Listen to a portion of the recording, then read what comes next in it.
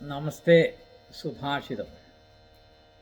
നാശ്രദുധാതി കല്യാണം പരേഭ്യോ അപ്യാത്മശങ്കിതാഃ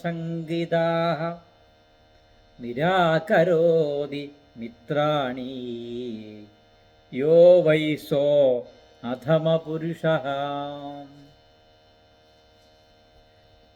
ഇതിൻ്റെ അർത്ഥം പറയുന്നത്, അന്യരിൽ നിന്ന് യാതൊരു നന്മയും തനിക്കുണ്ടാകുമെന്ന് വിശ്വസിക്കാത്തവൻ,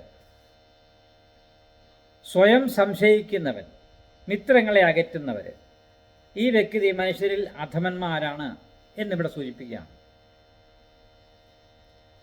അന്യരിൽ നിന്ന് യാതൊരു നന്മയും തനിക്കുണ്ടാകില്ല എന്ന് ഉണ്ടാകുമെന്നൊരിക്കലും വിശ്വസിക്കത്തില്ല. കാരണം എന്താണ്? തൻ്റെ കയ്യിലിരിപ്പ്, തൻ്റെ പ്രവൃത്തി അതുപോലാണ്. അന്യരാൾ എന്തെങ്കിലും നന്മ തനിക്ക് ചെയ്യണമെങ്കിൽ നമ്മളിൽ അല്പമെങ്കിലും നന്മ വേണ്ടേ? നമ്മളിൽ ഒരു കാലത്തും നന്മയുണ്ടാവില്ലെങ്കിൽ മറ്റൊരാൾ നമുക്ക് നന്മ ചെയ്യില്ല. നമ്മൾ തിന്മയുടെ ഉസ്താദാ, അപ്പോൾ നമുക്ക് നന്മ ആരും ചെയ്യില്ല.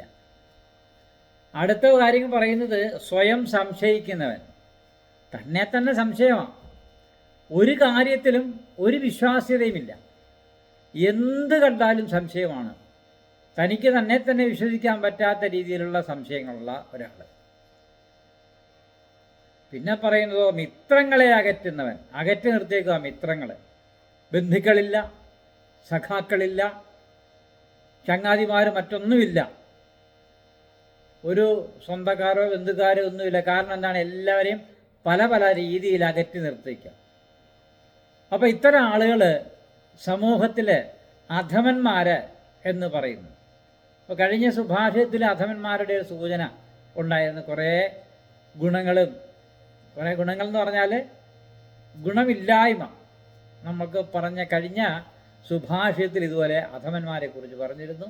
ഇതിലും അത്തരത്തിലുള്ള ആളുകളെക്കുറിച്ചാണ് സൂചിപ്പിക്കുന്നത്. എല്ലാവർക്കും ശുഭദിനം. നമസ്തേ.